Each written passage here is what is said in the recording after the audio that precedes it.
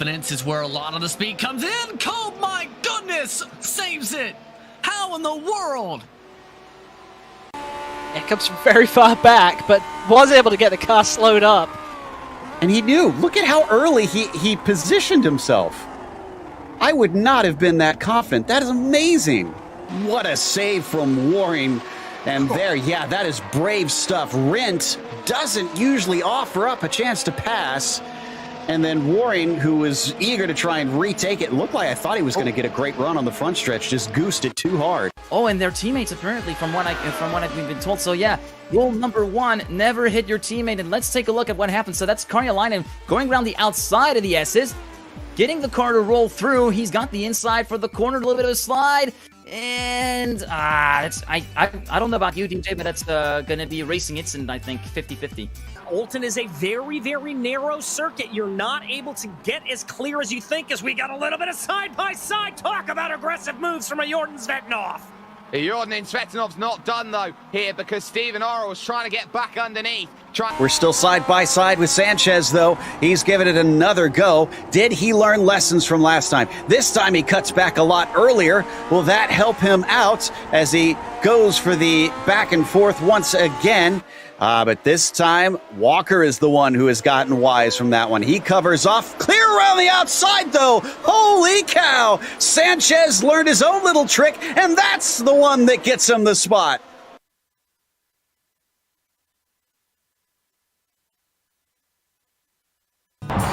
Good morning, everyone.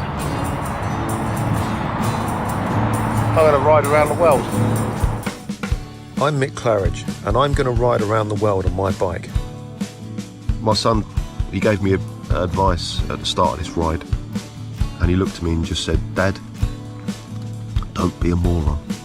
Let me do my animal signal to gain their respect.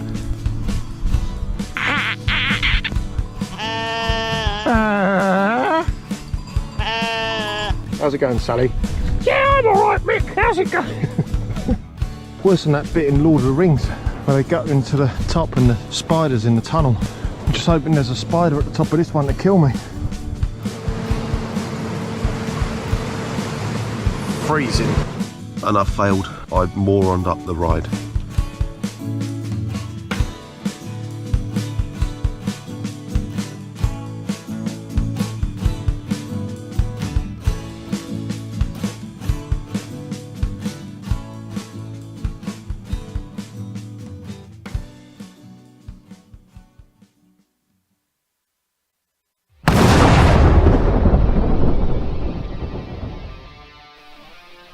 Spartan Transportation and Spartan Logistic Management is your one source for all your shipping needs.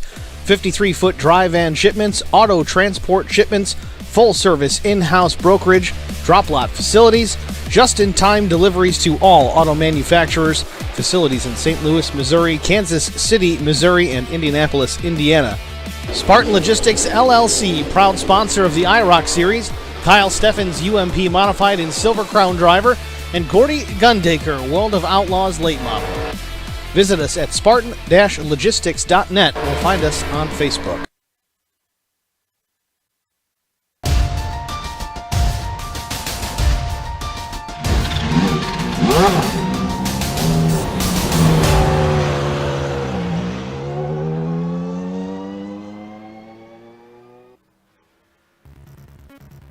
An intriguing and dramatic race last week at Fontana saw two brothers come together and an unlikely winner emerge. Racing this week at the first intermediate oval of the season, there's sure to be a hefty helping of classic action.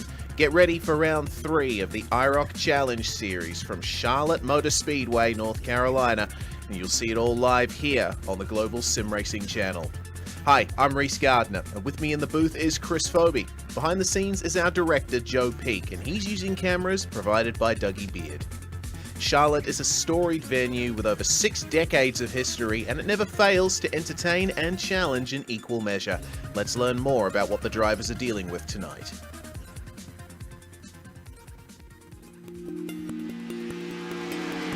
Welcome everybody to the Charlotte Motor Speedway. Even though it was built more than 4 decades ago, drivers still love to race at this 1.5-mile quad-shaped oval. Located just a short 13-mile drive from downtown, Charlotte also shares a similar track shape to what you would see at the Texas Motor Speedway and the Atlanta Motor Speedway as well. Despite turns 1 and 2 having the same banking as turns 3 and 4, the two ends of the speedway could not drive any different. Turn 1 and 2 are much more of a sweeping corner, really carrying the speed down into the corner and trying to get that hole shot out of turn 2 down the backstretch. Turns 3 and 4 drive much tighter than 1 and 2, really having to get the car to rotate in the middle of 3 and 4 to make your entry and your exit point. Getting a lap in around here in one piece usually requires some calm nerves and a patient foot. Charlotte was one of the first speedways to install lights around the facility, giving night racing a whole new berth. Charlotte is also known for its place in the perfect day of racing every Memorial Day, acting as the caboose after the Monaco Grand Prix and the Indianapolis 500. If Daytona is the pinnacle of NASCAR racing, then Charlotte has to be just a bumper behind. Fans flock to the largest sports facility in the Southeast and NASCAR's home track. This has been our guide to the Charlotte Motor Speedway. Sit back and enjoy the show.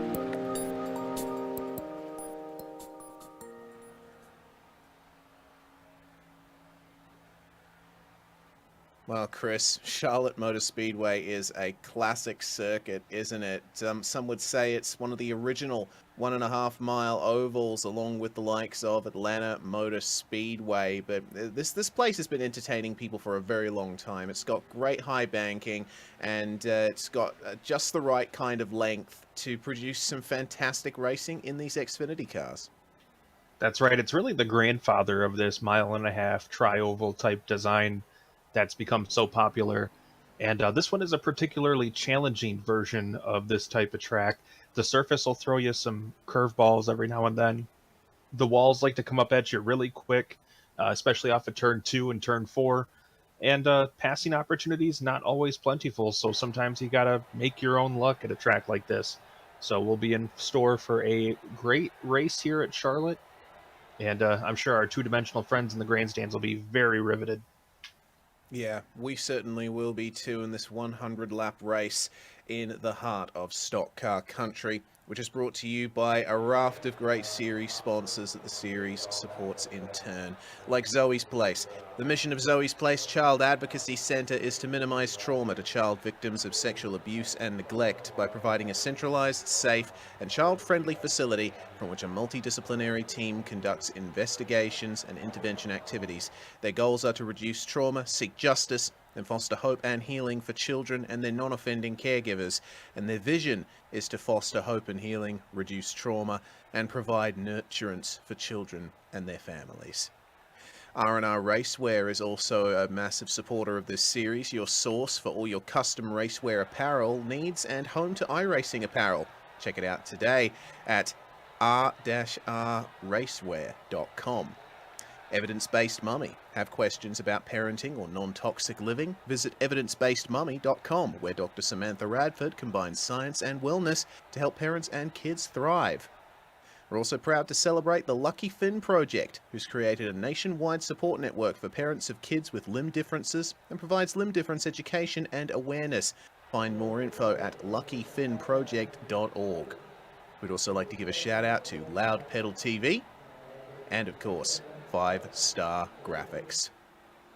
So, let's take a look at the championship standings coming into this third round of the season after the shootout in the first round at Daytona and the second round at Fontana. Aaron Smith still in the lead of the championship, but Chris, Troy Radford has rocketed up to second in the standings after taking that surprise win last week. Yeah, things are getting very close there, and pretty much everyone beyond there has suffered at least one race worth of bad luck. But we're still early into this season, Reese, and a lot of these drivers that are looking a little further back could very quickly get things turned around with a couple good runs.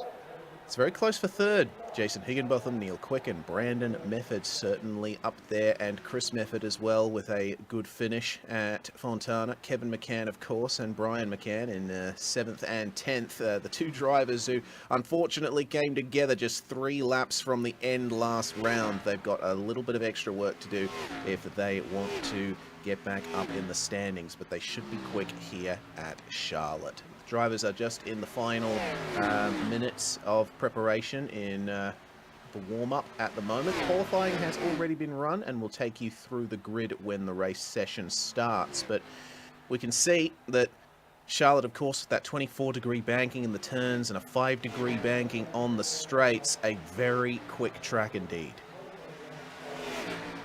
Yeah, and there are multiple grooves that you can run here, and unlike the last couple tracks we've been to that were, for better or worse, drafting experiences, this is really going to be the most technical track we've been to yet this season.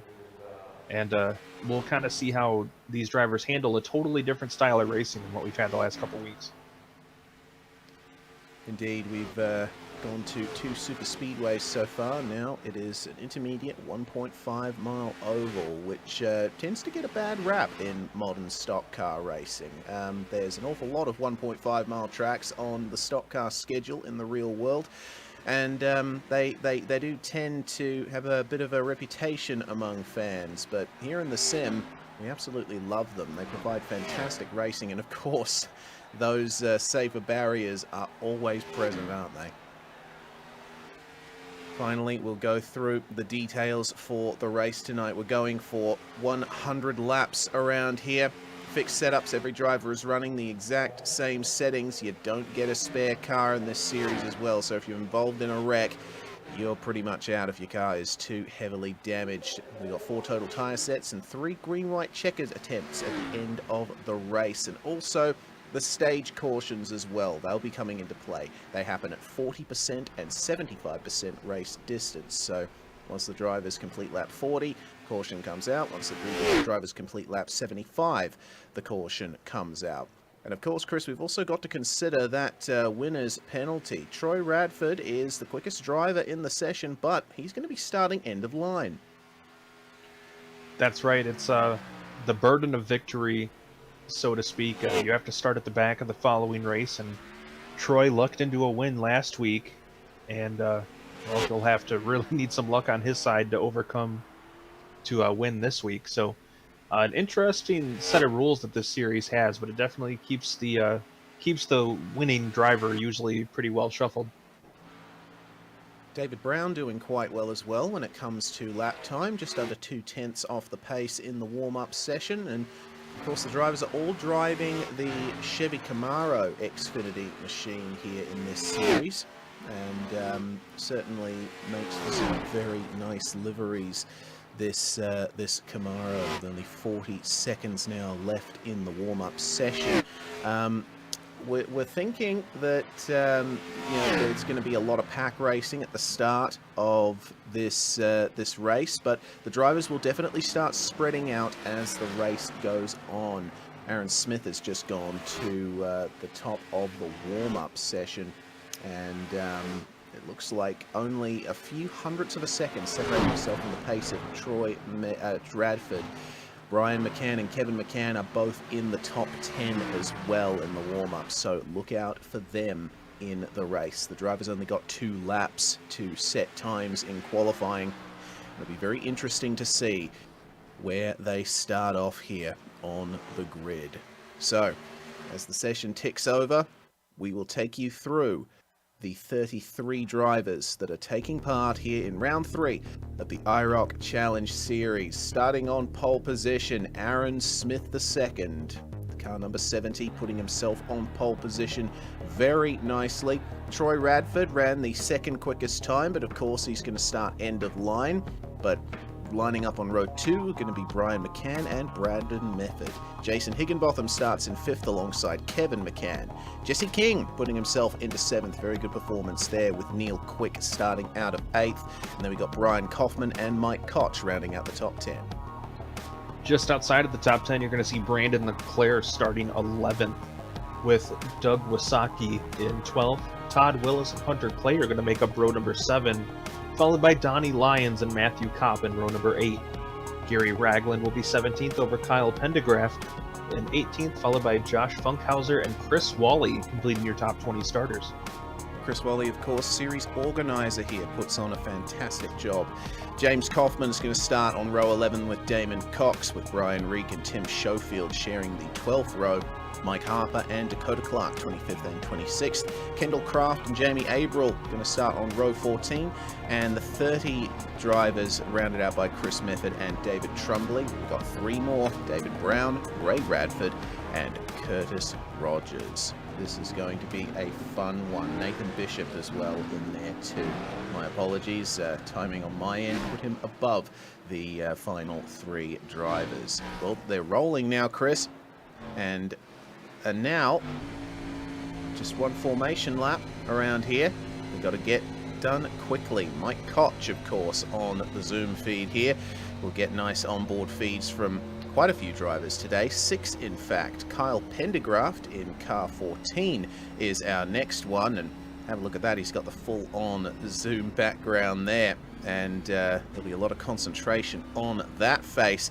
Brian McCann, we rode with him last round, and we caught his reaction to that coming together with his brother. Let's hope that we don't see the same tonight. Brian Reek, of course, also there too, and Reek definitely put on a good show last round. Chris Wally in the number 51, the man who is responsible for this series. He's definitely in focus mode at the moment. And of course, Tim Schofield in the number 12. Let's hope we can check in with all of our drivers at some point here tonight. Oh dear, there's been a little bit of a checkup on the formation lap. There's actually a driver that's spun there as they go to the green flag. A bit of a dramatic start here. A spin for Kyle Pendergraft. Ray Radford's been involved in that too. And the yellow flag has instantly come out. Oh dear, that is a little bit awkward, Chris. Yeah, you don't see that every day. Obviously some heavy damage there, and the race hasn't even started yet. All right, well, we're going to get a few more minutes here to just get ourselves in order. Aaron Smith, of course, not having much of a problem there, but it does look like on the race start, Brandon Mefford overtook Ryan McCann and Troy Radford, and now finds himself in second. The race just didn't go. That's a real...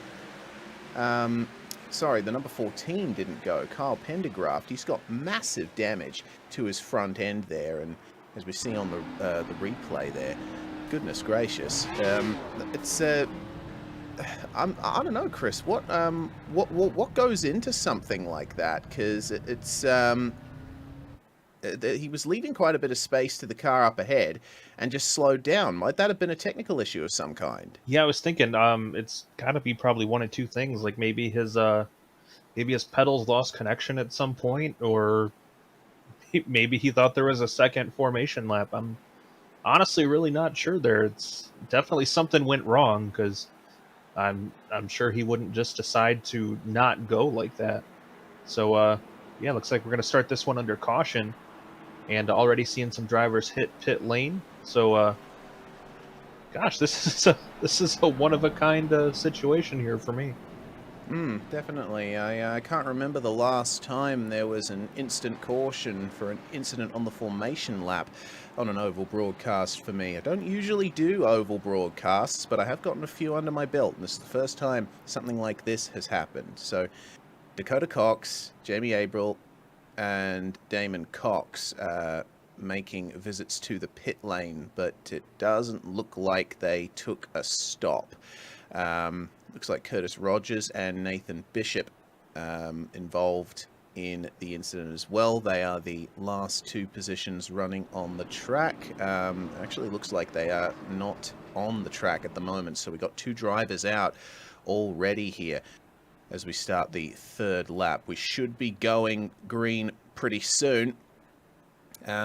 And looking at the InSim text chat, I think we might have some kind of explanation for that incident. Chris Wally, series organizer, saying that his mic was not working properly, and Kyle Pendergraft would help him as his voice. There might have been a little bit of coordination issue there with Kyle Pendergraft that caused him to slow down.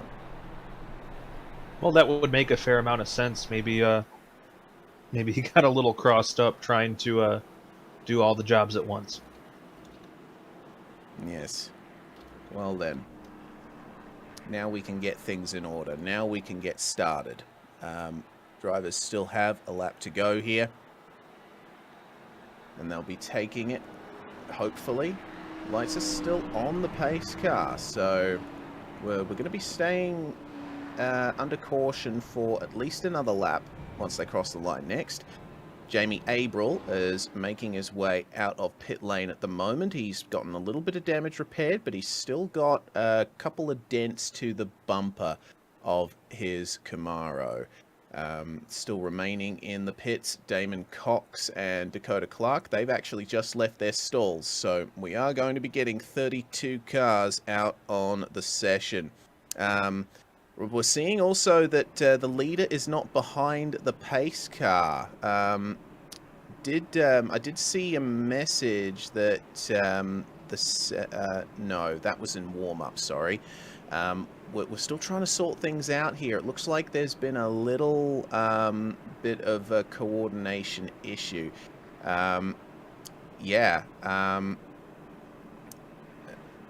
Actually, yeah, the leader is behind the pace car. Kyle Pendergraft and Ray Radford, as well as David Trumbley, Roy Radford, Tim Schofield. There's a few cars here that have gone a lap down as a result, or they're in danger of going a lap down as a result of this caution. Yeah, my scoring monitor shows Jamie Abril, Damon Cox, and Dakota Clark all one lap down. This is... Yeah, Aaron Smith is the leader, and it looks like they are getting wave arounds now. Okay, so looks like things are being sorted, and the lights are off on the pace car. So hopefully those drivers will be able to get around to the back of the field and be able to get our race start here. With the leaders already forming up here, with Aaron Smith starting on the inside of the front row. And is going to be joined by Brandon Mefford, who really gave him a good race last time out at Fontana. Some drivers coming out of the pits as well. And as they come into turns 3 and 4, those drivers who got wave arounds, still some margin behind. It looks like they're just going to be getting to the back of the field by the time we go green. Seeing a slow car. It was Curtis Rogers, I think, just checking up a little bit back in the field, but we're going to focus our attention towards the front of the field now, because the pace car will pull in momentarily. And now we will get our race start for round 3 of the IROC Challenge Series. Green flag flies, and Aaron Smith is away, and a very good start indeed. It looks like Brandon Mefford missed the cue slightly. He's fallen back to third. Brian McCann getting past him on the way into turn 1. Big gap there. It looks like there's 3 distinct groups of cars in the field at the moment. The race for the lead is definitely on. Top 3 still together, and Brian McCann in the slipstream of Aaron Smith. And we have made it significantly further than we did on that first start. That we have, as to the lead, Brian McCann in the inside exit out of turns 3 and 4 will move up, and having to lift and yield is Aaron Smith. He's got to play the long game here. We've still got 94 laps to go once they cross the line next, and already fastest lap from Brian McCann. Well, Reese, we heard about it in our interviews last week.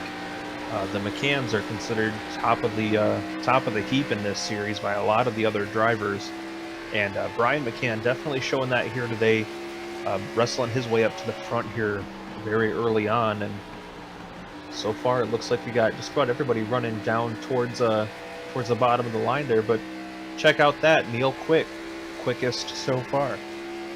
Yep, 30.7. Quick's running in 7th, just ahead of Brian Kaufman.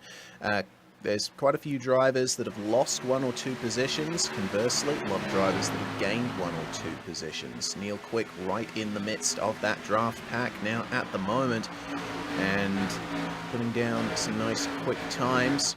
It looks like he was also the quickest car on track again at that time by only a 10th off his quickest. But the race for the lead. Have a look at that pack of cars. This is incredible. And it looks like Aaron Smith is in danger here from Brandon Mefford. Up the inside goes the number 83 and back into the position he started, second place. Looks like Smith is going to have a bit of trouble here getting back into the rhythm because Jason Higginbotham is now moving up to the inside, coming down into turn 1 and stuck on the outside for our championship leader. It's going to take a while for him to get back into rhythm there, but it looks like the outside exit is with him and he falls back into line.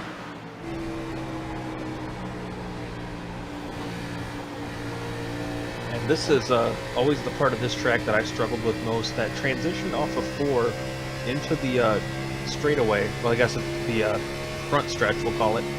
It can be a bit of an awkward transition as the banking falls away and it really flattens out quite a bit.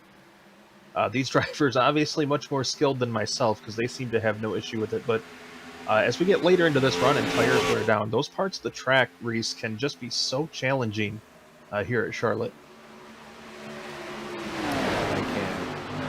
It does seem the inside line is the place to be at the moment, and was that a slight bit of oversteer for Brian McCann? It looks like he and Brandon Mefford are starting to streak away from everybody else at the moment, and Higginbotham's still putting the pressure on Aaron Smith. I think I saw a bit of a wide exit from Brandon Mefford, but he's managed to make it work. He's kept it out of the safer barrier. Move to the inside, meanwhile, a little bit further back. And that is Neil Quick trying his best to get past Jesse King. Trying to get up into the top 6, but unsuccessful so far.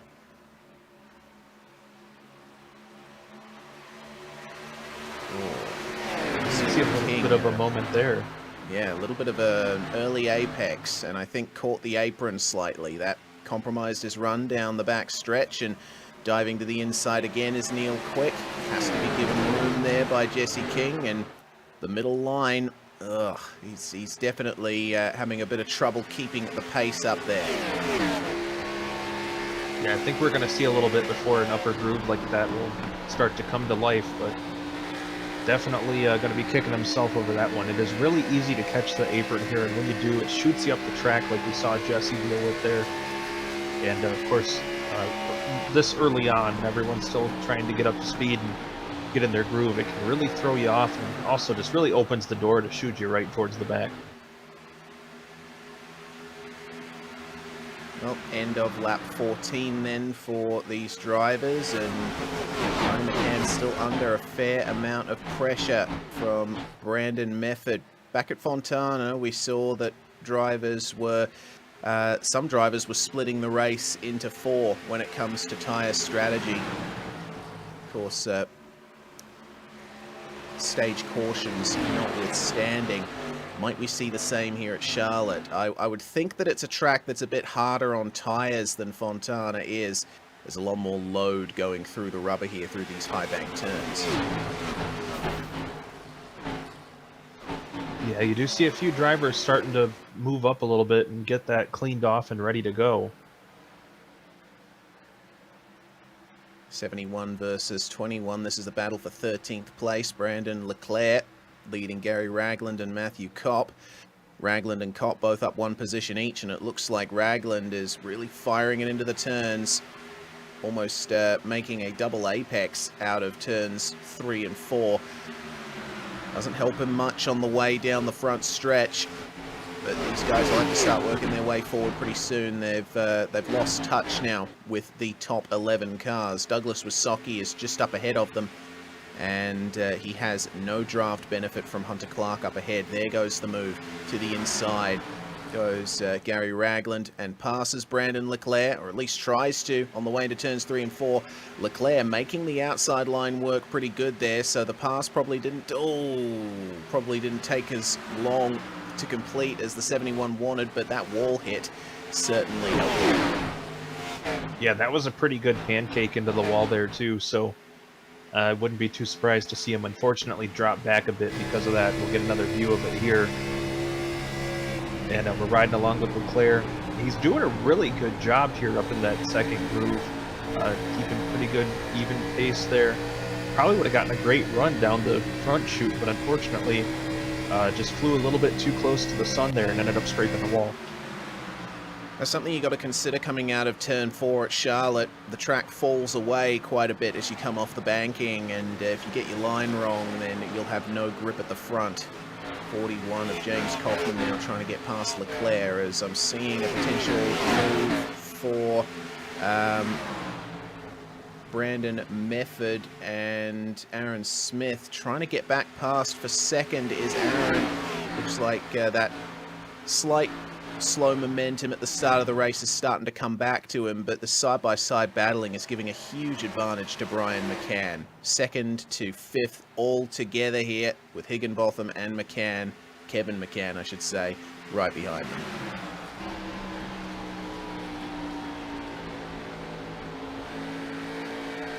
And looking at that onboard, you definitely see how much drivers are compromised when they run side-by-side. There was almost contact there between Mefford and Higginbotham. Yeah, for this type of track, Charlotte's pretty narrow, and you know, you get a side draft going there, and gosh, it's like throwing an anchor out your window. I mean, it really slows you down, and of course that just bottlenecks everything, because well, I shouldn't say next to impossible, but it is not easy to make it work 3 wide here. So yeah, you get 2 people side by side there, and it's just amazing how much they slow down and how much it bottlenecks everything.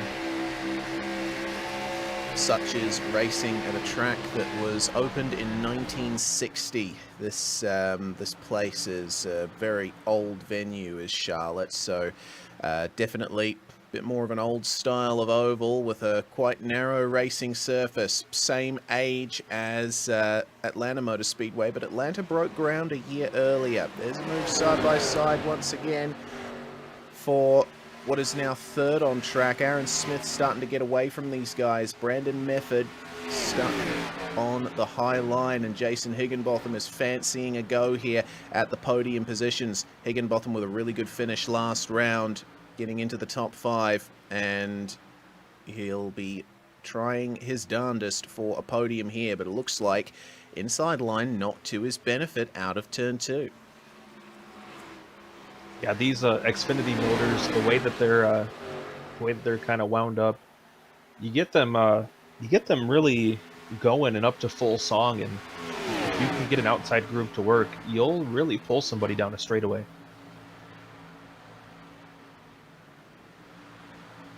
Mid-corner not working to Brandon Mefford's favor either. He briefly lost some momentum there, but he's gained it back coming out of turn 2. Jesse King is still right on the back of this pack now.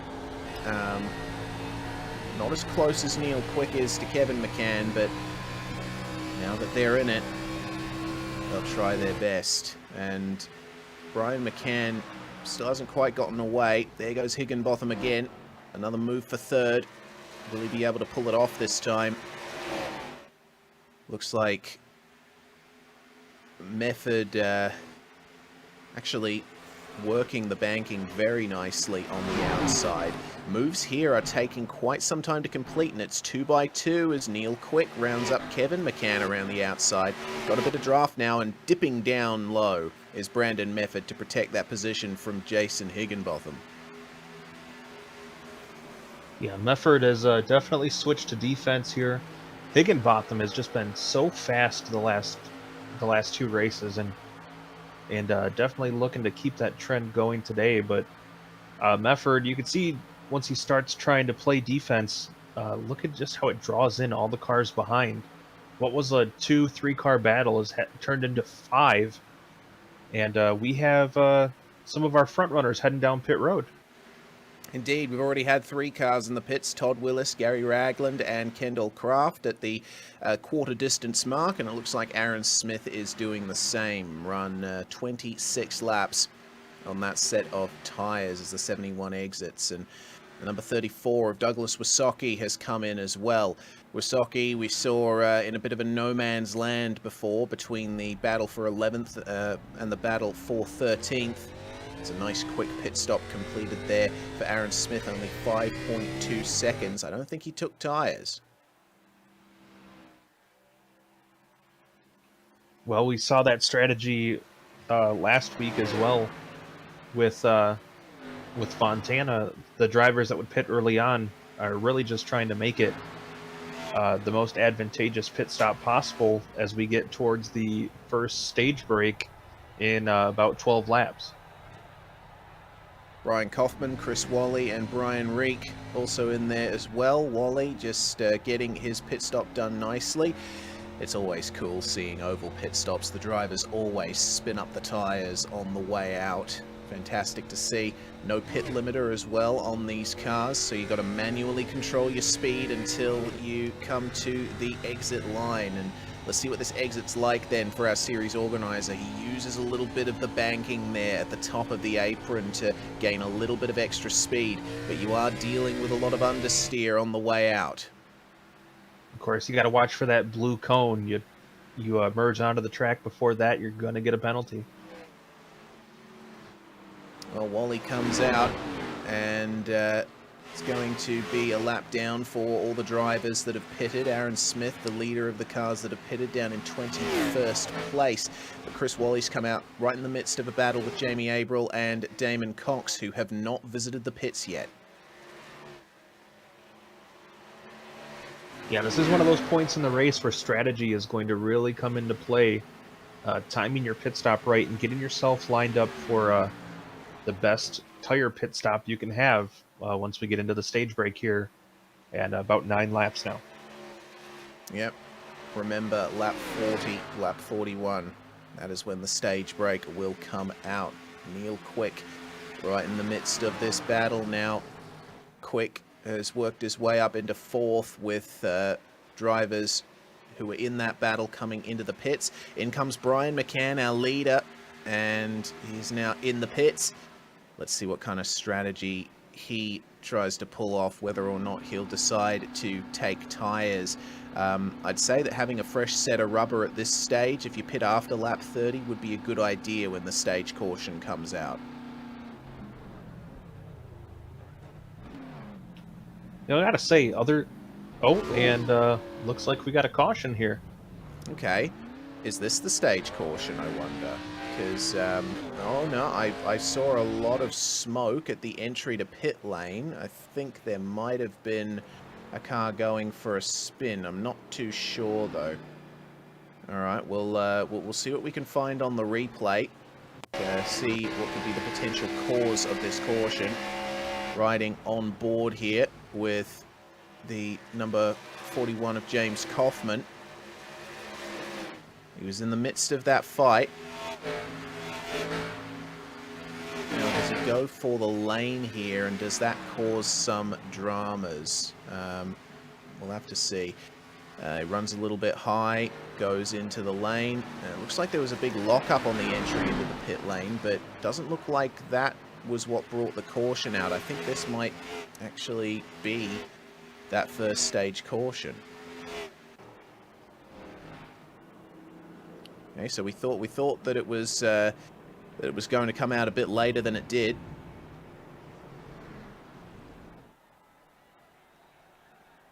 But either way, that has brought a lot of our front runners into the pit lane. Kevin McCann, Neil Quick, and Jason Higginbotham are staying out, but Jesse King, Brandon Mefford, Hunter Clark, Matthew Kopp, Funkhauser, Radford, Chris Mefford, David Brown, David Trumbley, and Tim Schofield all in the lane, and there's going to be a lot of jiggling here as Aaron Smith, who's already taken his pit stop, moves to the front of that train and into 4th position overall. That's some drama for the number 54 of Hunter Clark.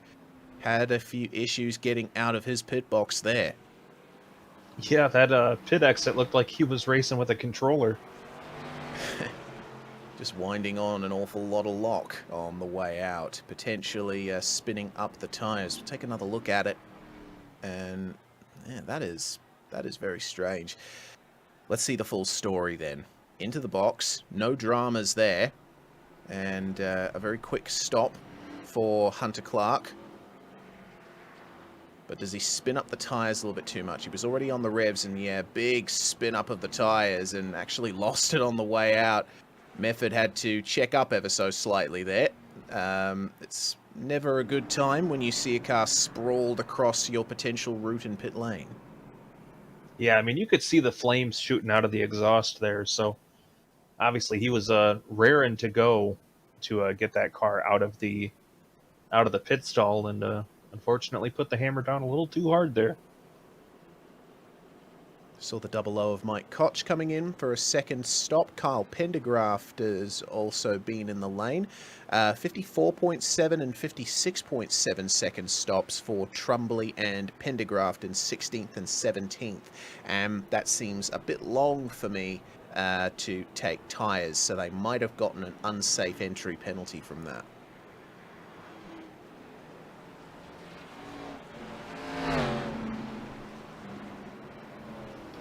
Well, at the very least, this will be a nice little reset for where we're at with things.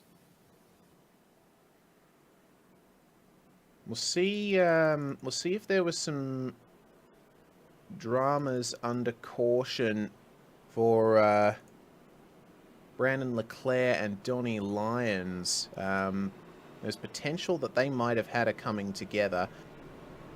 Looks like they completed their stops a while ago without too much issue. I'm just focusing on Donnie Lyons on my end at the moment just to see if there were any dramas. I've gone all the way back to lap 23 and I haven't seen anything. So lap 30 for Lyons and Leclerc potentially. And that would have been coming out of the pits under this caution. Actually looks like a spin, I think, for Brandon Leclerc coming through 3 and 4. So, yes, that's what brought the caution out. It is not a stage caution. Leclerc spun up the tyres on the way down. I think he might have just caught the apron. So we'll see their exit here. Donnie Lyons just up ahead. So he wasn't involved in any incident with Brandon Leclerc, but you'll see as they come out of the pits under racing conditions. Still trying to get those tyres warmed back up was the number 21 of Brandon Leclerc. And no surprise that he came straight back into the pits off of this Chris. He comes into turns 3 and 4. Has to have a couple of goes at it, and the car just goes. Yeah, that's a difficult part of the track to begin with, but honestly, a really good save there to to avoid hitting anything. But that's the part where your car gets really light as you come off the corner and transition to the flat, and doing that on cold tires is really going to make sure you have a bad time. So figured out the detective work there and figured out what drew the caution. So now we just have a. Looks like we're going to have a little short run and then back under caution for the stage break. And crucially, the top 4 cars have not pitted. McCann, Quick, Higginbotham and King. As the pace car comes in, we'll get a few more laps here of green flag racing action. McCann is going to lead them away here as Barney has the green flag at the ready, and away we go. That is an excellent jump there from McCann. He was right on the power. Fantastic job. Neil Quick is going to fall under pressure there and lose second to Higginbotham as they make their way into turn 1, but the leader with a great advantage. Look at that outside line, though, from Neil Quick. Incredible stuff, and he's going to drag Jesse King along with him. Wow, that's a bit of a flip there. I wouldn't have thought that the outside line would be that strong, but turns out it is. Yeah, that was a very powerful move on the start there, and Kevin McCann just about running away and hiding as we get closer to the stage break there. He's got a pretty good-sized lead over the rest of the field right off the restart. Oh, into the wall, Jesse King on the way into turn 1. That was a bit dramatic, and then 2 cars come together there. That's Higginbotham and Brandon Mefford. The caution flag has come back out, and I'm seeing an awful lot of smoke and a few big dramas that happened back in the field. Not too sure what has caused that. There was a car going for a big slide. It looks like Tim Schofield Oh yeah, there was contact between Schofield and Todd Willis.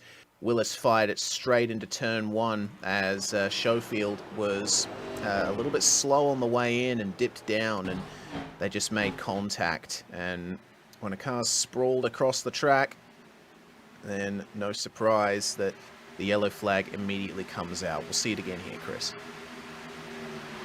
Yeah, you'll follow along with the 12 car.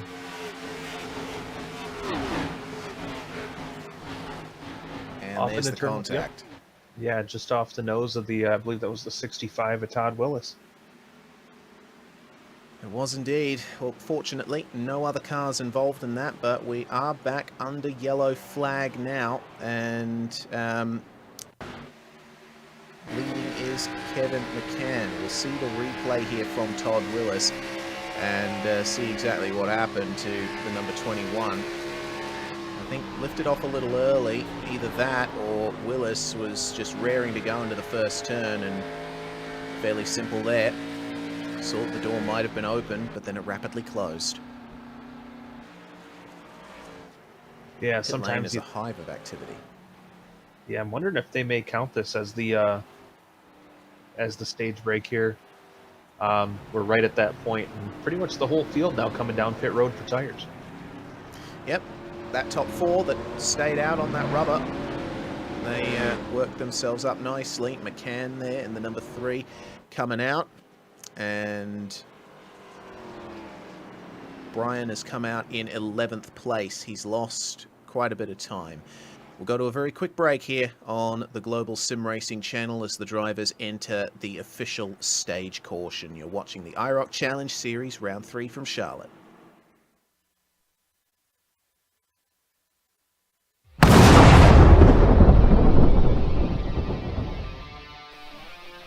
Spartan Transportation and Spartan Logistic Management is your one source for all your shipping needs.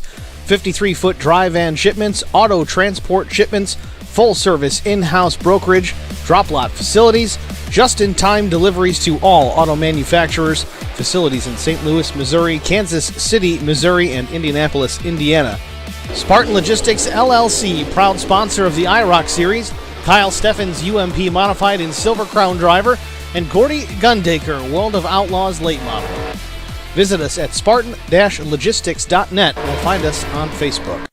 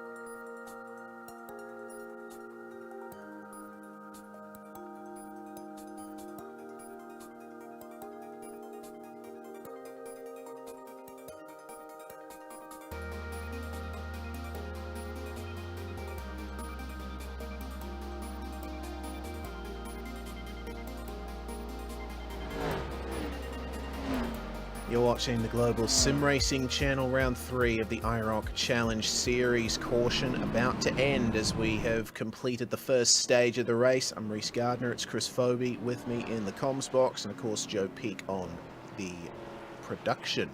Let's go then. This has been an interesting pit cycle here, Chris.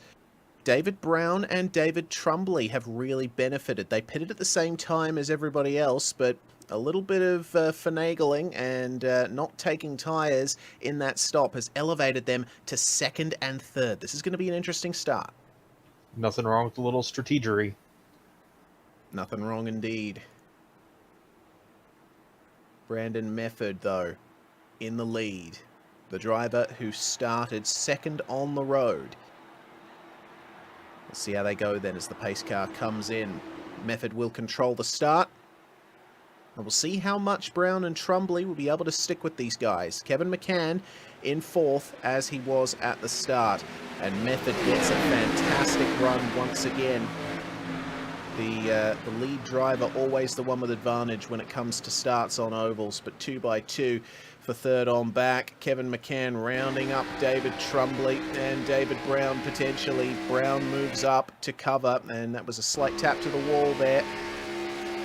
McCann is going to try his best to find his way by, but he's lost quite a bit of pace as Aaron Smith now tries to round them up. Smith, our pole sitter, working his way back up into 5th place and now into 4th as he makes his way past Trumbley on the high line coming into turns 1 and 2. Trumbley catches the apron and he loses a little bit more momentum as well. That'll bring him under pressure from Neil Quick, Chris Mefford, Jesse Kim and Brian McCann. Very close racing here as we start the second stage of this 100-lap race. Mefford's not gotten away. Have a look at that. Kevin McCann and David Brown, they're running side by side, but they're still making some good pace as that's side by side between King and Trumbley. There we go. King makes his way past, but the battle for the lead is on once again here. Yeah, Mefford ran out to a pretty good restart here, but now that battle for second with David Brown and Kevin McCann, excuse me, is really going to be heating up, and you got to, if you're Brandon Mefford there, you got to be really hoping that this battle takes a while. All right, lap 46 begins, and man, Mefford is under a lot of pressure from these guys, isn't he? We saw early on in the race that running side by side was not to the driver's benefit, but it's working in their favor this time. Look at that. The top three are completely together now, and McCann could try to line up a move here. Caution is out. There's been a crash back in the field. It's Douglas Wasaki, it looks like. Yeah, Brian Reek as well involved in that one. Looks like contact between those two drivers. Oh dear, this doesn't look too good for the number 11. He was slow on the way out of turn 3, but you see him move down here, and okay, moving down on the straight like that, that would definitely have caught Douglas Wasaki by surprise. Yeah, you definitely don't expect a dramatic move like that going down a straightaway. Looked like the 11 looked like you may have been struggling to get a handle of it to begin with, but yeah, still right there. You don't really expect him to come off the wall like that, so. Unfortunate for the 34 car, just kind of getting caught up in that one. Yeah, well, they both ended up on the apron, and again, no other cars involved in that. It's been good to see that there's been isolated incidents in this race. No big wrecks for the time being, but Brian Reek has suffered an awful lot of damage thanks to that coming together. He's currently missing his front bumper down there in the pit lane. We're seeing drivers taking advantage of that caution and jumping in. Schofield, Ragland, Abril, and Wally among them. And it looks like Kendall Kraft making his way into the pit lane as well. So Reek manages to get going now. And we certainly hope that he'll be able to work his way back up somehow. It's going to be hard, though, considering that car is, shall we say, aerodynamically compromised. Yeah, it's a couple fenders away from looking like a modified here. Well, they make their way out of the pit lane. And we hope that Brian Reek can soldier on and get a finish out of this. Pace car is out on track now, and Mefford lets the pace car go. Chris Mefford as well. working his way up into 7th place at the moment, up 16 spots. Troy Radford as well, who took the end of line start for winning last round, has worked his way up into the top 10. Yeah, I was noticing that right before the last caution. Troy Radford had to start at the end of the line as a punishment for winning last week, and he's really done a good job working his way back up, and we're closing in on the halfway point, and he's already done most of the work to get towards his front.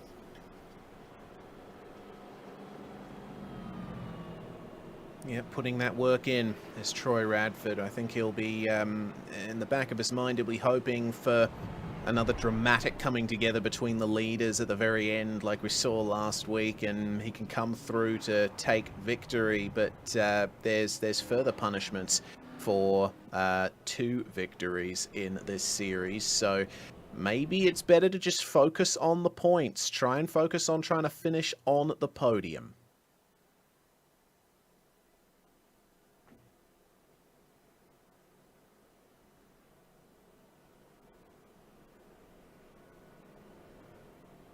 We'll be coming up to half race distance very shortly, and lights will still be on the pace car.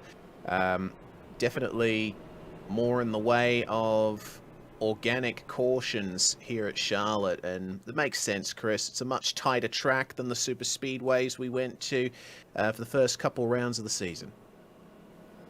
Yeah, this is a vastly different race than what we got to see the first couple weeks, and well, it has had more cautions once we do get the green flag running. It's been pretty exciting, but got to give a shout out to David Brown. We see him on screen there. You mentioned his strategy play under the last pit cycle and worked out great. He not only got up to the 2nd spot, started all the way back in 32nd, and has been able to hang there on the start and really looked like he was getting ready to gear up for a move on Mefford when the caution came out. So David Brown, definitely the MVP of that last pit stop. I would definitely agree with that. He's up 22 spots, most positions gained in the field so far. Well, lights are off now on the pace car, so we are going to get a start here to begin the 51st lap and the second half of this 100-lap race. Brian Reek back out of the pits once again. Looks like he had just come out of the lane, coming in another time to get a bit more damage repaired, but he is going to come up to the rear of the field momentarily.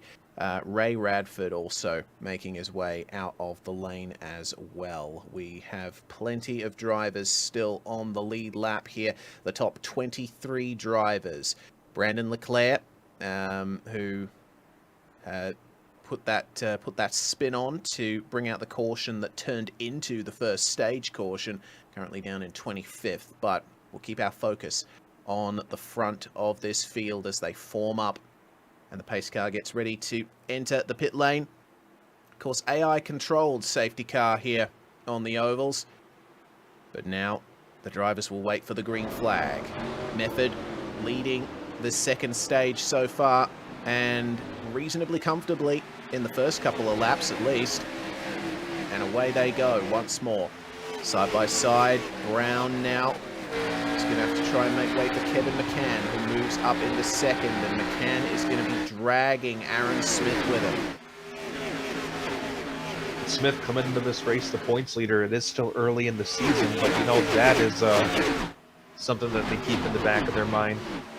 David Brown definitely not faring as well as he did on the last restart. He's fallen back to 4th now, and may even be dropping another spot there to Jesse King. Jesse King's on an absolute roll at the moment, right up in the rear bumper of the championship leader. Brown, though, firing it into the corners on the outside. You can take a bit more speed into the corners when you're on the outside like that. 2 by 2. It's side by side behind them between King and Brian McCann in the blue and yellow number 3 machine. Very good racing here to start off this next green flag run. And it is definitely on for that first position still.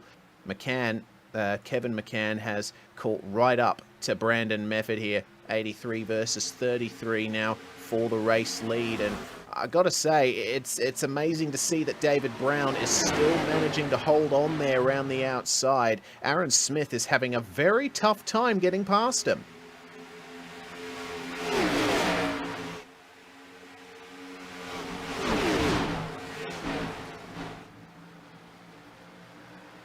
And it's all about that entry on the outside.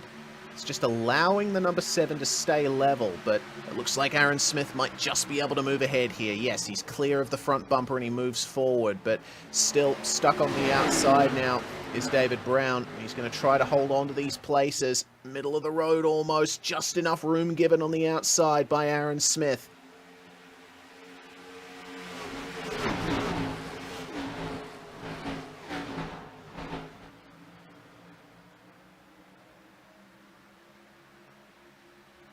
Big pack of cars now for third on back.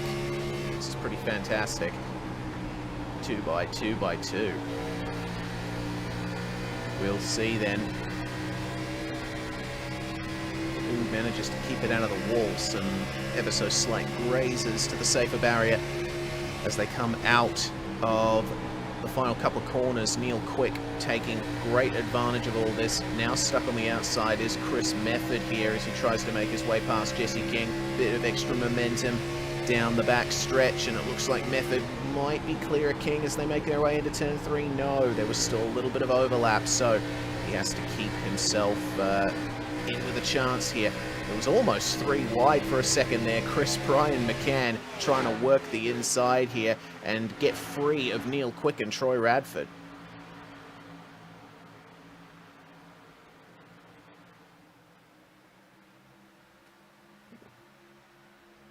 Well, we'll have to see now how these drivers can work themselves into a rhythm, because they're keeping themselves in nice touch with the leaders. Brandon Mefford still leads, but only by 1/10 of a second. As Kevin McCann is putting him under a lot of pressure. Same can be said for Aaron Smith in third. These guys you're looking at now as they battle, they are losing a bit of time here to the top 3. Chris Mefford, though, has worked his way to the front of that train now, up 19 spots.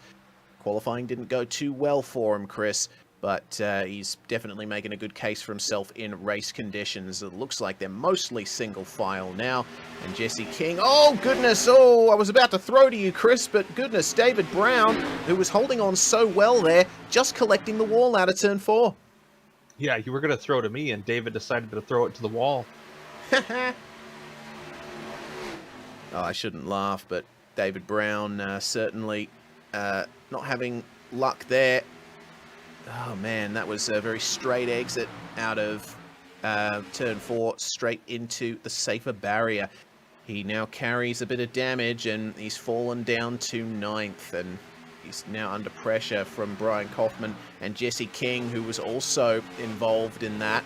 Had to check up a bit, and Jesse now finds himself just outside the top 10. Have a look at that, though.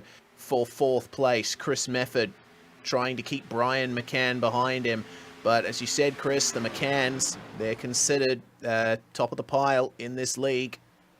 Oh, and there's so much pressure being put on at the moment as McCann almost got into the apron. Yeah, we're in the back half of the race now, and we do still have one more stage break, but we are at the point where things are getting very serious. And you can see there is definitely nowhere near as much room being given as we have a battle for the lead here. Kevin McCann and Brandon Mefford, and McCann falls in line behind Mefford, but he'll, thought he was going to go right back on the attack. Mefford closes it off, though, coming off at turn 4, and that's allowing Aaron Smith to really close up in there. Yeah, Smith has done very good here at the moment. Oh, there we go. Outside move for second. Chewing up the tyres a little bit, I think, was Kevin McCann, trying to get up the inside of Brandon Mefford. 94 Fahrenheit temperature. It's a pretty warm track in non-freedom units. That is 34 degrees Celsius. So Yeah, reasonably warm here in the North Carolina sun. Unsuccessful, though. His attempt to pass for second is Aaron Smith. He'll have to gear up for another move sometime later, but that little bit of side-by-side running between them has cost them a bit of time to Brandon Mefford, and Mefford now leads by 4/10. We got to move here, the 54 to the inside of David Brown. That's Clark there in the 54. Gets underneath him and looks like he'll have the position as we get back to the straightaway. It's another position lost for Brown as Joshua Funkhauser in car 81 makes his way past and completes the move into turn 1.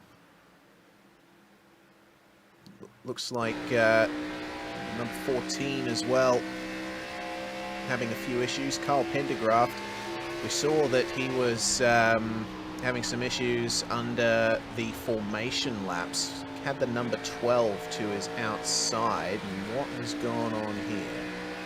No. Sorry. Looks like Pendergraft down into 20th and just in one heck of a battle here with Tim Schofield. And oh dear, having to make some way there on the inside. That is the number 20 of Jamie Abril, who just came steaming on through. And these are a few of the drivers that were caught up in that kerfuffle coming to the green.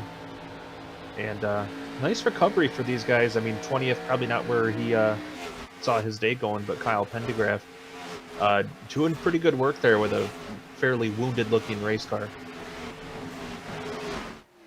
Yeah, very much so. Still missing his bumper is Kyle Pendergraft from that initial spin under formation. But as you said, keeping himself in the fight. But he's going to be rounded up by the 00 now of Mike Koch, who is a lap down. Currently, the leader of the cars a lap down is Mike Koch in the... Todd Willis, in the number 65. Funkhauser and King, meanwhile, they're starting to work their way through, but Mike Koch is continuing to try and find his way out past this battle. A little bit of a technical issue there for the number 14, certainly not going to give him much confidence on the way out of turns 1 and 2. It's always difficult when you're running so close with other cars at such high speed here.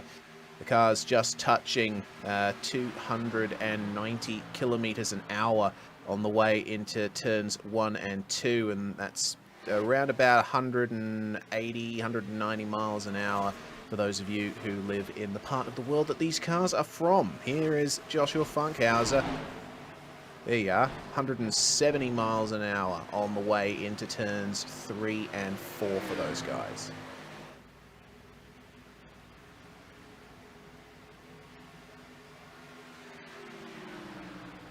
There we are. I think I was pretty accurate. 182 miles an hour for Joshua Funkhauser. Takes a bit of practice, Chris, but I am getting better at that metric to imperial conversion.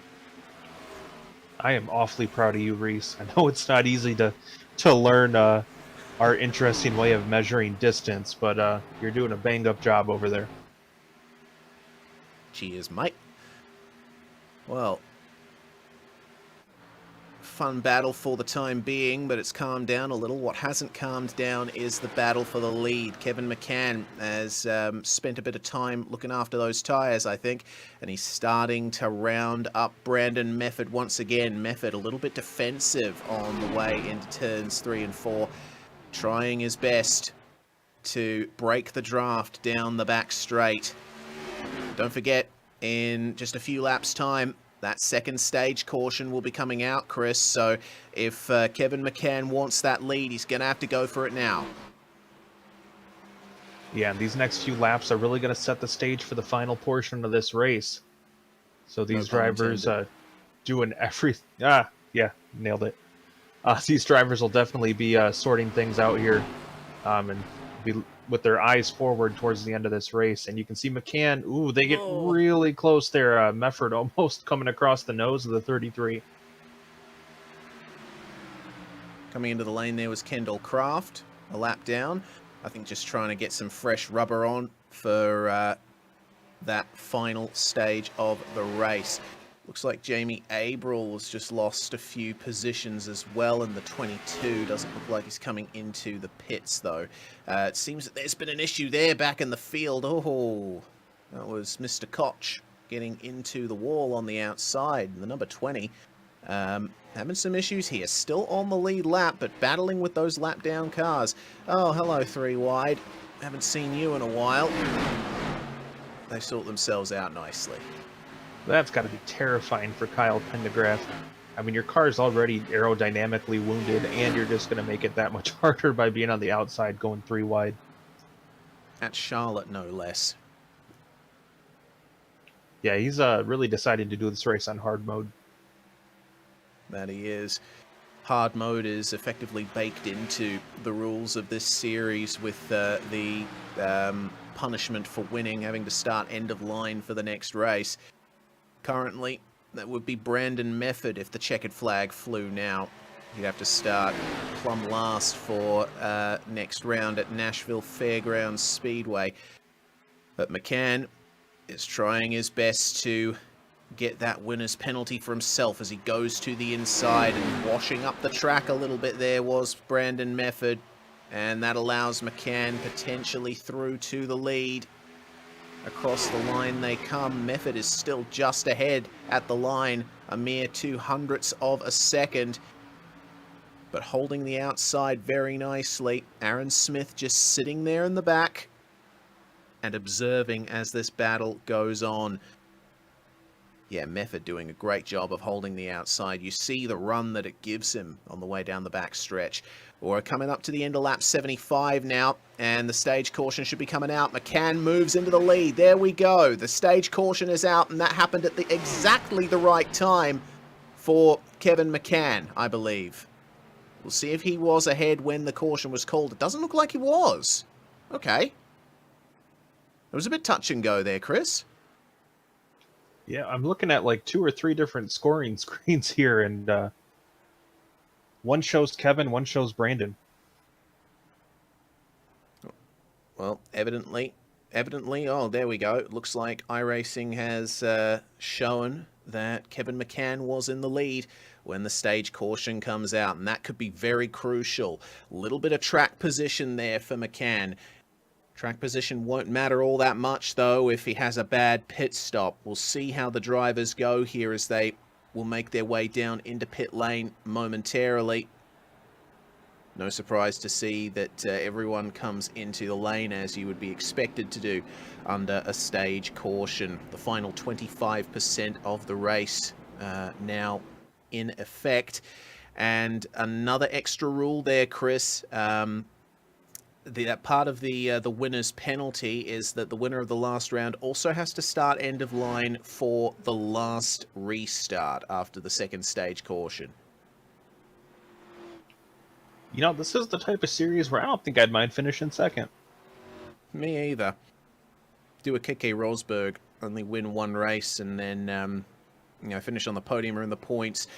As out of the lane they come, and McCann is in the lead. Aaron Smith, though, has managed to move up into second with a very good stop. It was only a 10th quicker than Brandon Mefford's stop, but that is crucial there for the number 70. Pit stops are complete. We'll throw to a quick break here on the Global SimRacing Channel, and when we come back, we'll bring you the finish of what has been a very intriguing race.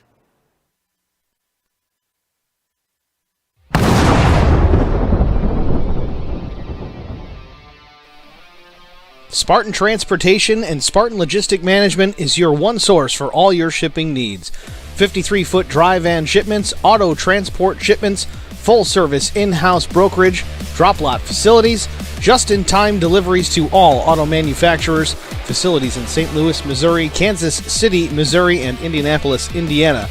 Spartan Logistics LLC, proud sponsor of the IROC series, Kyle Steffens UMP Modified and Silver Crown Driver, and Gordy Gundaker, World of Outlaws late model. Visit us at spartan-logistics.net or find us on Facebook.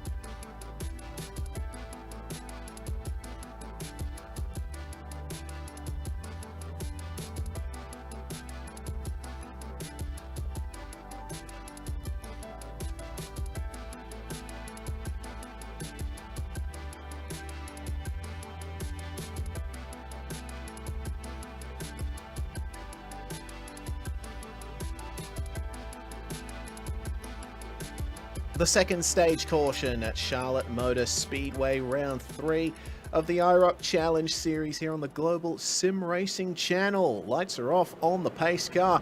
We're going to get ready for what we hope is the final restart. There's definitely potential for another caution or two in there, and don't forget we have 3 green-white checkered attempts coming up if there is an incident in the last couple of laps. Kevin McCann leads after just snatching it away from Brandon Mefford before the stage caution came out. Aaron Smith moving up into second thanks to a well-executed run through pit road.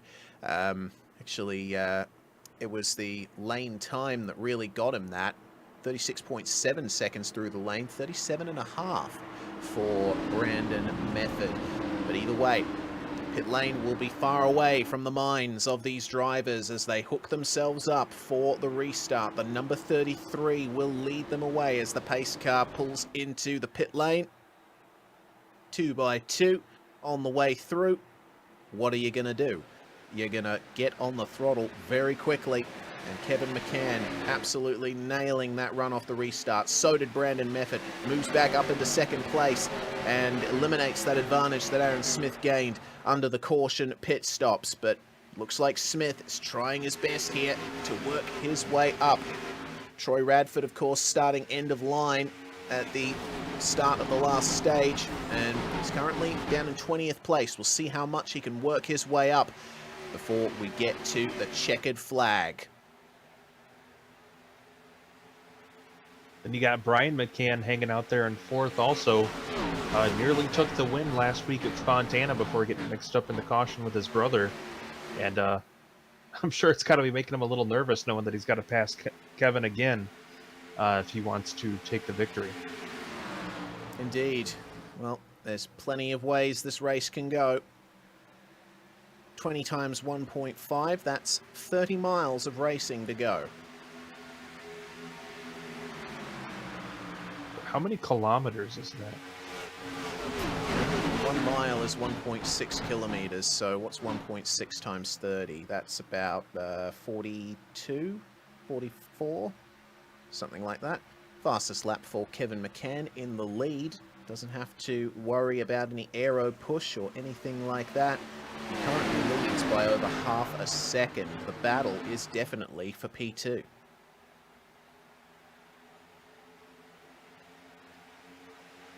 We'll have a look at this potential look up the inside there for Aaron Smith on Brandon Mefford, but not able to get it so far. You see, look at how stable he is there on the apron. I mean, the series is fixed setup, but definitely speaks to Aaron Smith's ability that he's able to catch the apron like that without getting fired up into the barrier. Neil Quick, meanwhile, we ride on board with as he tries to pass Chris Mefford on the way out of turns 3 and 4. Yeah, Neil's had a bit of an up and down day, but right now it seems to be heading back in the upswing as he's about to break into the top 5 here if he's able to get past Chris Mefford. Mefford with a slightly better exit out of turn 2, though. So Neil's going to have to wait a little bit longer here to try and break into those top 5 places. He has worked his way back up into his starting position of 6th, though, so he's breaking even in terms of results so far today. 17 laps to go here as we start the 85th lap. 16 to go, my apologies. Tell you what, McCann in the 33 is not under much pressure at the moment. I think these guys are just trying to sort themselves out, and then once they're into that rhythm, they will be able to start vaulting themselves up once the tires are up to temperature.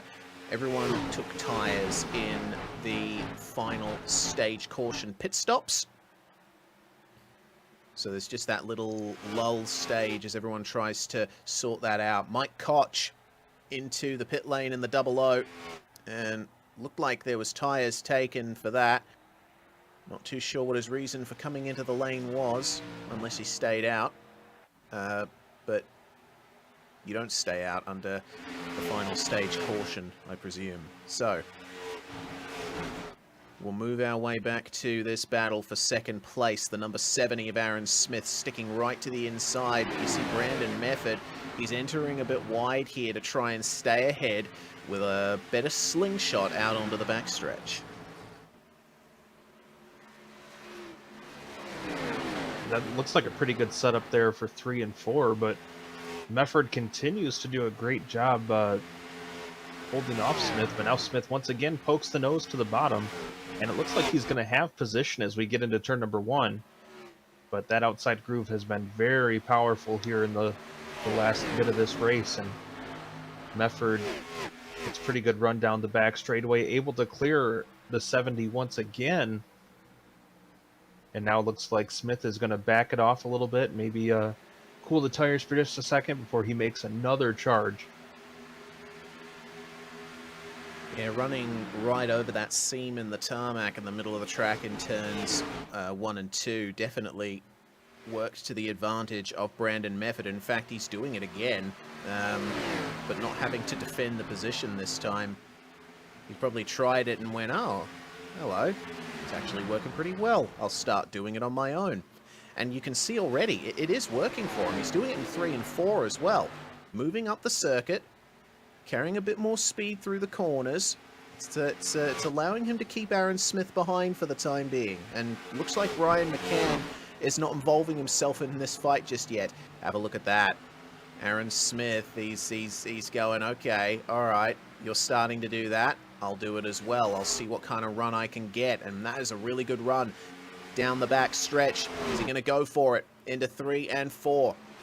Having to lift off just a little bit. But again, unsuccessful. I think if you want to make that pass, you're going to have to somehow get on the high line. And Brian McCann in the 3 there, staying a cautious distance back. I think he's waiting to see what may or may not happen between these two, but as close as they've been getting, I wouldn't be too surprised to see him make a little bit of contact, and then that could definitely open the door for Brian McCann to get through and possibly challenge his brother for the lead. Looks like position change there for only a moment. Aaron Smith briefly in second place, but Brandon Mefford is working that high line beautifully. We'll see how Brian McCann responds to this. Bit of a check up in the middle of turns 1 and 2 there for Aaron Smith. Doesn't want to move up the circuit and into the number 83. But taking advantage of the draft to put himself right in that pocket is Brian McCann, and another big checkup in the middle of 3 and 4 for our championship leader. We're under 10 laps to go now, and this is where the meat of the race takes place.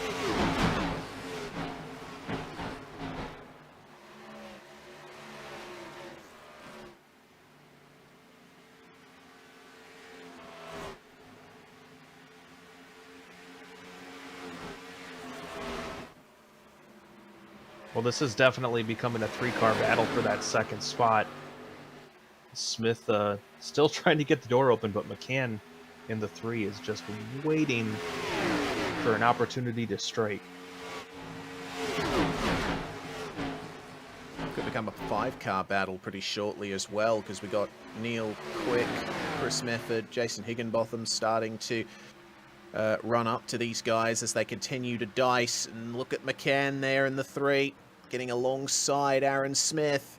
He's going to squeeze him to the inside, and they're going to go 3 wide on the way through 3 and 4. This is dangerous. Mefford manages to keep it out of the wall.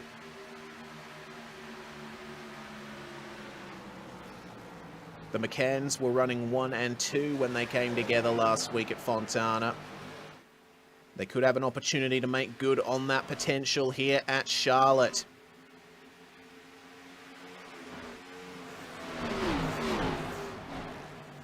Trying again, round the outside, is Brian McCann, picking up a slight draft from Brandon Mefford, and he gets it done just about. Oversteer for the number 70. Will he be able to hold on? It's eyes forward for Brian McCann.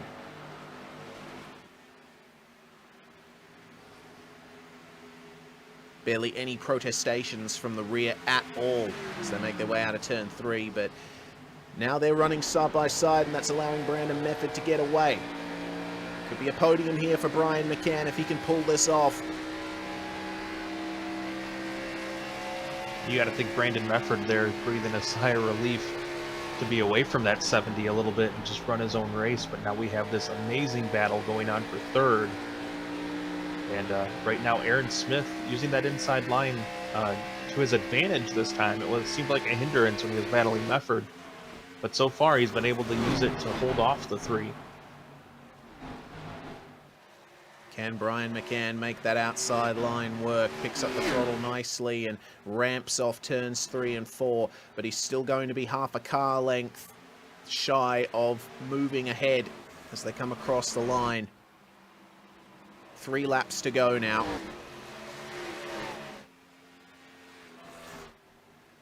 And if an incident happens, it's going to be a green-white checkered. A little bit of traffic here for our leaders. That is the number 72 of Kendall Craft down in 28th position at the moment.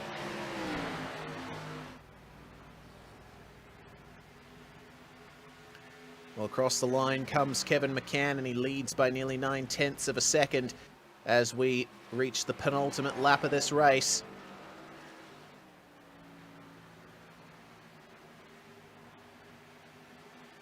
Positions still not quite sorted out here for second and third. It looks like Brian McCann's actually dropped back a little from Aaron Smith.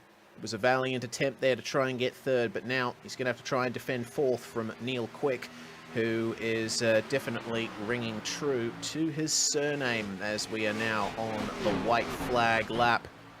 1.5 miles to go for the number 33 of Kevin McCann. Started in fourth and put on a great show in the early stages of the race to work his way up.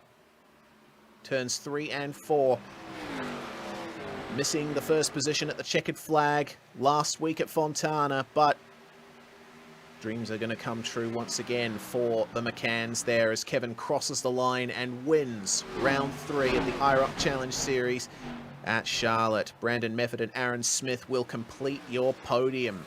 Valiant attempt from Brian McCann to try and take third, but ultimately having to settle for fourth. But I'll tell you what, the McCanns will still be very happy with that. It is a double top 5 for them. It's a double top 6 for the Meffords, with Brandon in second and Chris in 6th. That was a pretty good race there, Chris. Yeah, that last stage had a lot of great side-by-side racing, and of course you love the redemption story, and Kevin McCann makes good on it after everything went wrong last week. He was able to put it all together this week. Well, the victory celebrations begin, and we will send it to a very short break. When we come back on the Global SimRacing Channel, we'll have our race results and interviews with our podium.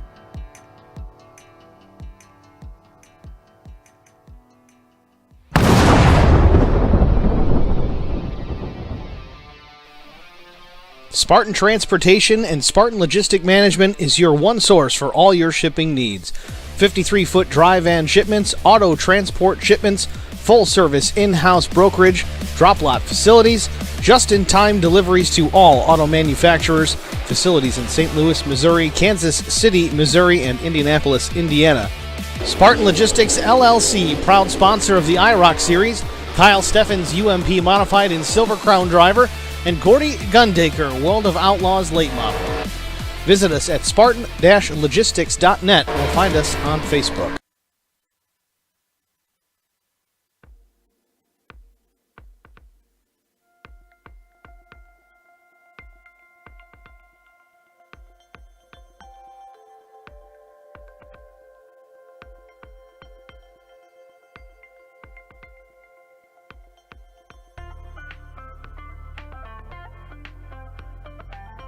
That was a brilliant race at Charlotte for round 3 of the IROC Challenge Series, won by the number 33 of Kevin McCann, working his way up from 6th. Brandon Mefford started 4th and finishes 2nd. Our pole sitter, Aaron Smith, completes the podium.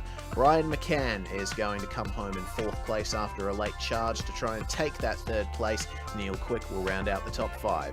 Chris Mefford in 6th. Jason Higginbotham, once again, completely in the hunt there for the top 5 positions. He's going to finish in 7th, with Brian Kaufman, Hunter Clark, and Joshua Funkhauser rounding out the top 10. Just outside of the top 10 is Matthew Kopp in 11th, with Chris Wally in 12th. Jesse King, an up-and-down day to come home 13th over David Trumbley.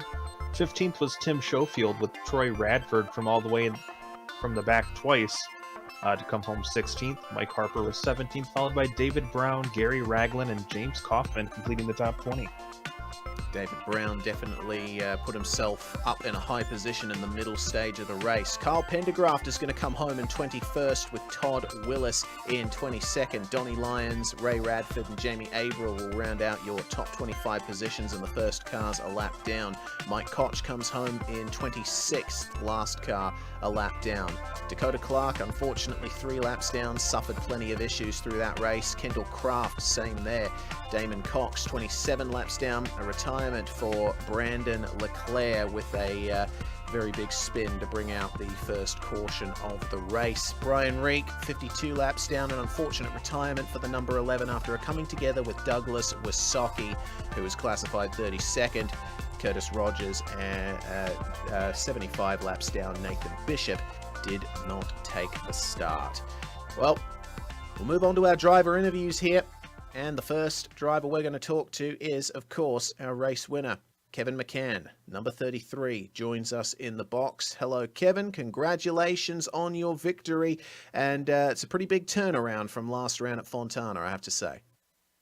Yeah. Honestly, didn't expect to get the win tonight. One of my worst tracks, I think, in iRacing. So, I'm completely surprised.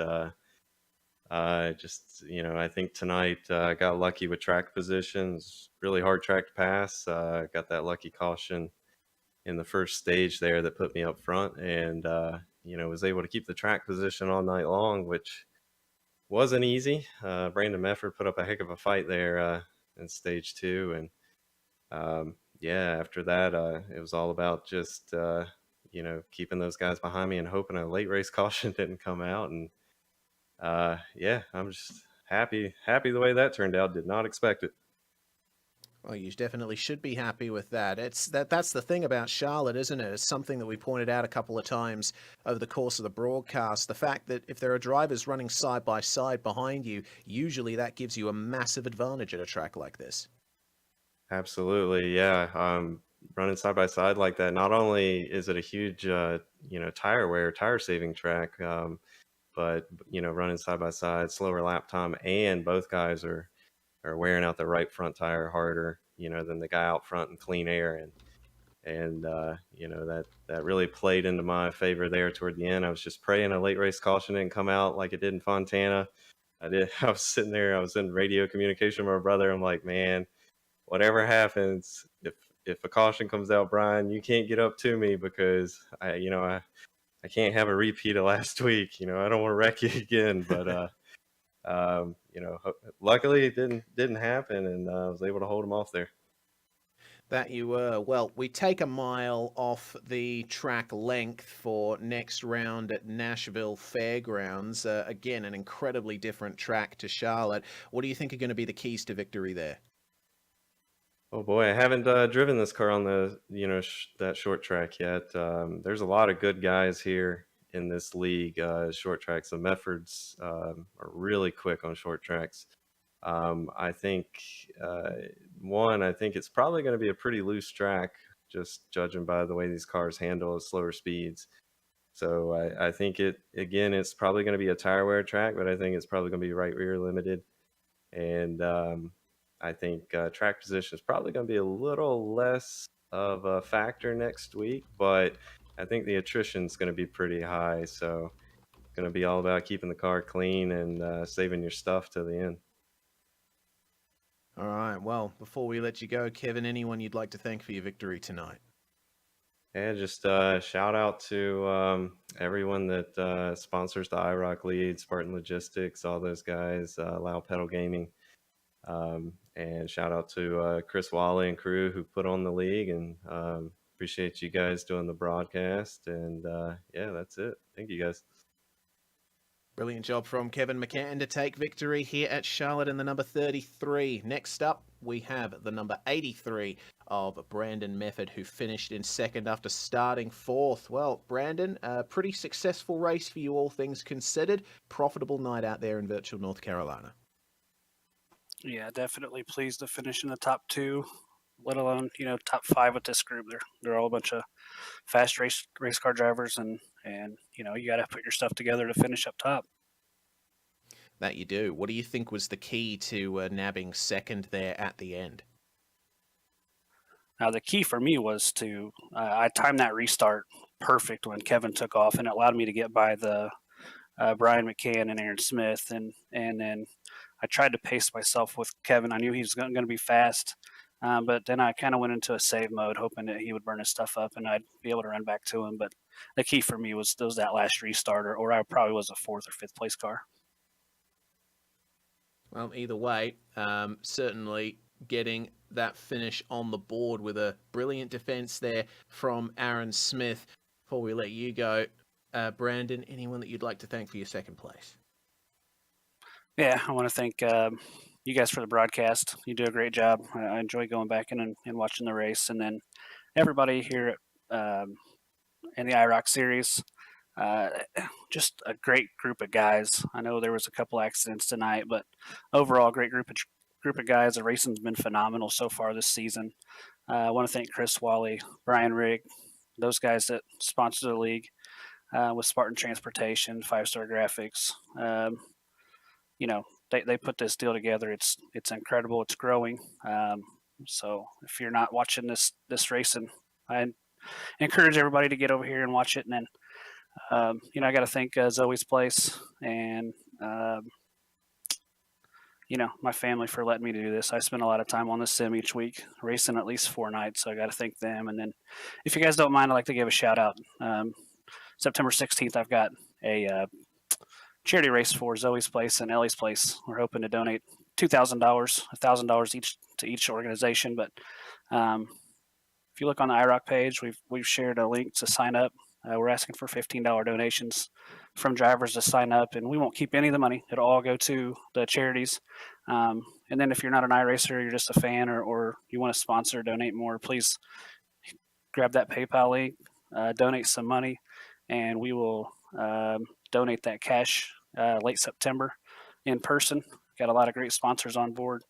But September 16th, drivers, 8 p.m. Fans, Turn 3 will bring the broadcast at 9 p.m. So hope to see everybody there. And I'd like to see you guys there too if you're interested in coming over and giving it a shout. Definitely. Get on that, everybody. September 16th, head over to the IROC series page on Facebook for that. That is Brandon Mefford in the number 83, second place here tonight. And finishing things off is going to be Aaron Smith II.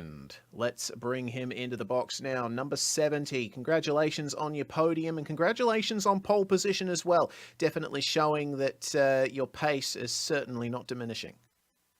Yeah, I felt like we had a pretty good car there going into that last run, but the issue I've always had with these cars at tracks like Charlotte's that the margin of error is so low that even if you have someone in front of you who's about a second, or not a second, but a tenth of a second off the pace, there's not really much you can do. I mean, I tried to get on the bottom there to get past Brandon, just couldn't find the speed off the corner to get by him, but it was a pretty good race overall. I'd say it was a little bit annoying to not be able to have either of the stages come to a green flag finish, because I felt like my strategy was pretty good there in the first one, but we brought home some pretty good points despite that.